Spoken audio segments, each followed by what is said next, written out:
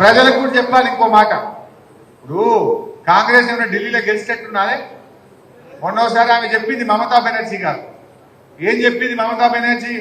మీ ముఖానికి 40 సీట్లు తెచ్చుకోండి రా భయ్యన్నది, 40 ఎంపీలు గెలిపించుకోండి రా భయ్యన్నది. అంటే ఈ రోజు కాంగ్రెస్ కి 57 ఎంపీలు ఉన్నాయి. 57 ఇప్పుడు ఉన్నాయి కాదు కదా, 40 కూడా రావు అన్నారు. మరి 40 ఎంపీలతో ఢిల్లీలో గవర్నమెంట్ వచ్చేది కదా, వస్తానే రాదే రాదు. మరి అటువంటి కాంగ్రెస్ కోటేస్తే ఏమొస్తుంది? ఇలా గల్లీలు ఎవడున్నా ఢిల్లీలో ఎవడున్నా తెలంగాణ కోసం గొంతు విప్పేది పోరాడేది మన బీఆర్ఎస్ ఎంపీలు మాత్రమే. బీఆర్ఎస్ ఎంపీలు ఉంటేనే రేపు ఢిల్లీలో కొట్లాడతారు, గల్లీలో కొట్లాడతారు.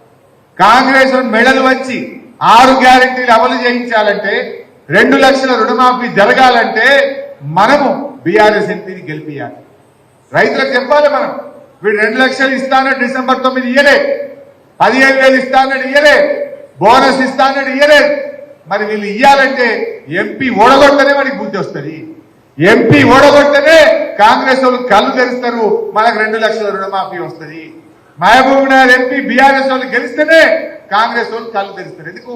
నీకు ఓటేసి గెలిపించినాం, ఏం చేసినాం? మరి నీ మాట నిలబెట్టుకోలే కదా. అందుకోసం మనం గుణపాఠం చెప్పాలి. కాంగ్రెస్ ఓడించి బీఆర్ఎస్ ని గెలిపిస్తేనే మీకు 2 లక్షల రుణమాఫీ అవుతుంది, మీరు గెలిపిస్తేనే బోనస్ వస్తుంది అనే ముచ్చట మనం రైతులకు అర్థమయ్యేటట్టు చెప్పాలి. సంఘటితం కావాలి.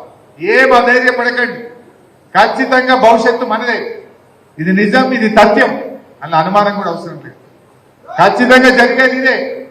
మనకు ఇంత పెద్ద బలగం ఉన్నది, ఇంత పెద్ద పని చేసిన వాళ్ళం, తెలంగాణ తెచ్చిన వాళ్ళం, మనం మళ్ళీ మనం గెలవకపోవడం ఏంటి?